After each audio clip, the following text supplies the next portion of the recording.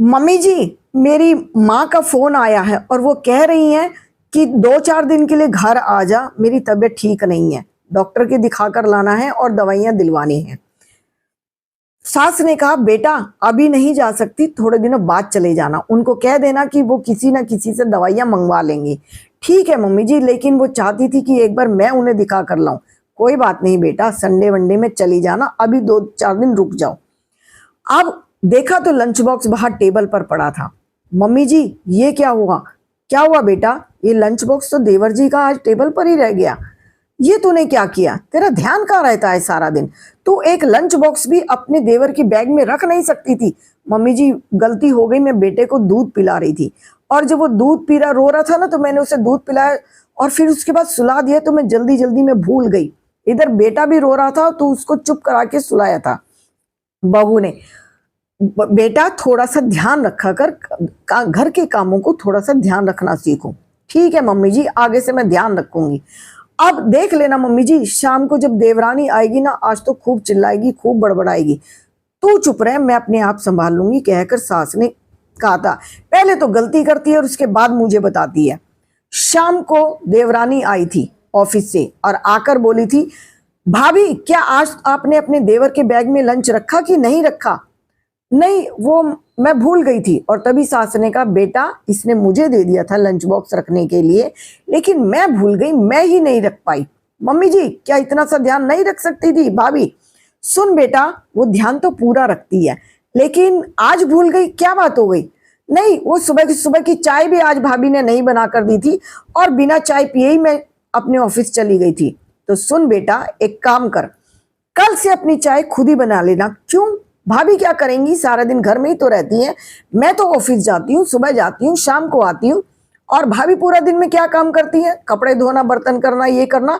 इस काम को तो कोई भी कर सकता है। तभी सास ने बड़ी बहू को आवाज दी थी, सुन बेटा इधर आ, तुझे अपने घर जाना था ना? हाँ मम्मी जी, तुझे दवाई दिलवानी है ना अपनी मम्मी को? हाँ जी मम्मी जी, तो एक काम कर, अभी के अभी बैग पैक कर और मैं तेरे लिए गाड़ी बुक करा देती हूँ, तू अपनी मम्मी को पहले दवाइयाँ दिलवा के ला। और सुन, उनका ध्यान रखना, 2-4 दिन वहीं रहना, जब मुझे बुलाना होगा मैं तुझे फोन कर दूंगी। अब जेठानी ने अपना बैग पैक कर लिया था। देवरानी बोली थी, मम्मी जी अगर भाभी चली जाएंगी तो घर का काम कौन करेगा? तभी सास बोली थी, क्यों, घर का काम वो क्यों करेगी? कमाने तू जाती है, खर्च अपने ऊपर करती है, तेरा शौक है, वो क्यों करेगी तेरा काम? और सुन, कितने बजे जाती है तो ऑफिस में? मम्मी जी मैं 7 बजे जाती हूँ, तो कल से 5 बजे उठना, उठकर 5 बजे उठकर अपना काम करना और फिर कपड़े धोना, बर्तन करना, सारा सारा काम करना। और क्या करेगी?